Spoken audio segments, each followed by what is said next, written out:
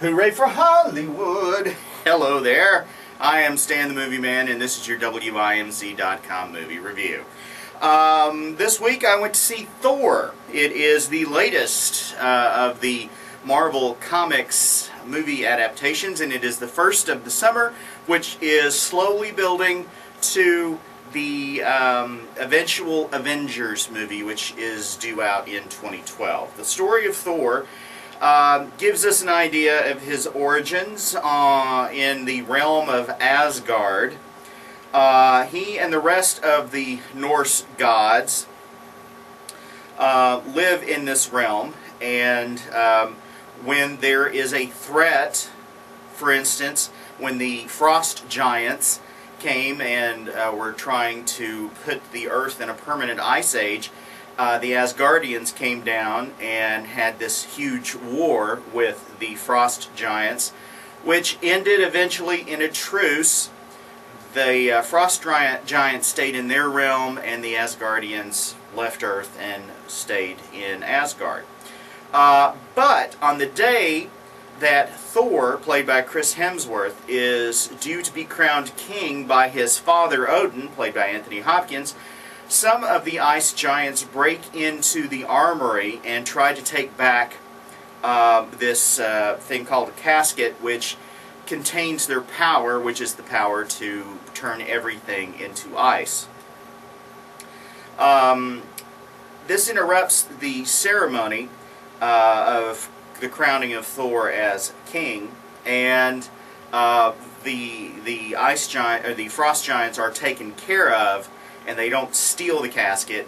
However, it makes Thor very angry, and he decides to encourage his friends and his brother Loki, played by Tom Hiddleston, to go to the realm of the frost giants and fight them. He does that and is for the most part successful. However, Odin must come and save him and his friends.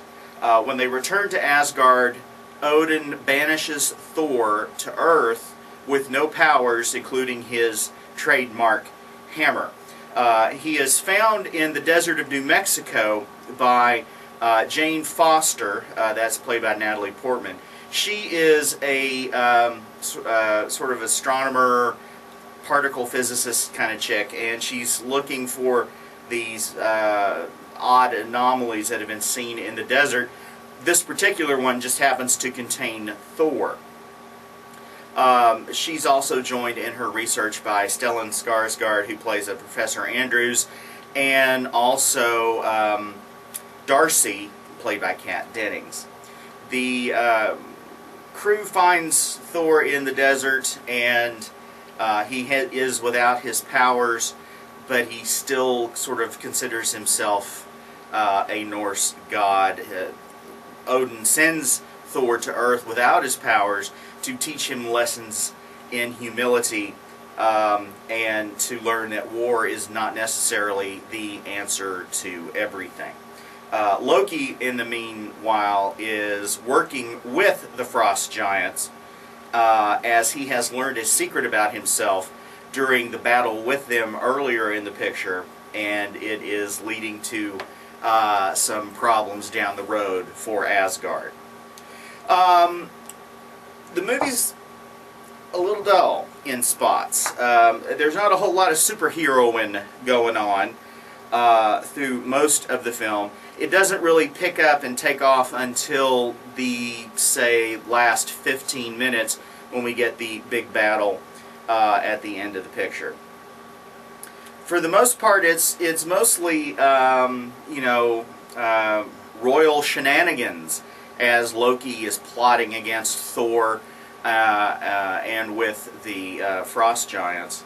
Although we do get some really interesting visuals with the bridges that connect the 9 realms of the cosmos. There's a gatekeeper who's played by Idris Elba, and Heimdall, something like that is his name. He guards the entrance into Asgard and to the bridge.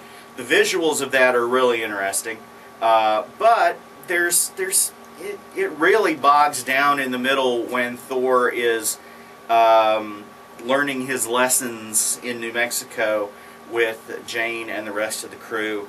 You know, and this film is sort of a setup to the Avengers, which eventually will occur next year. But you know, it has some really kind of dull spots in it. And again, I realize this is a preparatory movie. It is also introducing us to the creation, essentially, of Thor. But it moves kind of slow, to be honest with you. Stick around at the end of the movie. There is a bonus scene, but it's after all of the credits have run. At least we get a good Foo Fighters song during the closing credits from their latest album. So if you're a Foo fan, then that's something to look forward to. And there is that bonus scene, which may, well, quite frankly, it didn't do much for me, but it's there. So stay in your seats to the end of the credits so you can see it. It's visually really nice in places, but again, kind of slow in spots. So I'm gonna kind of torn here. I'm gonna give it 3 guitars because it's just, for a superhero movie, it's not that super.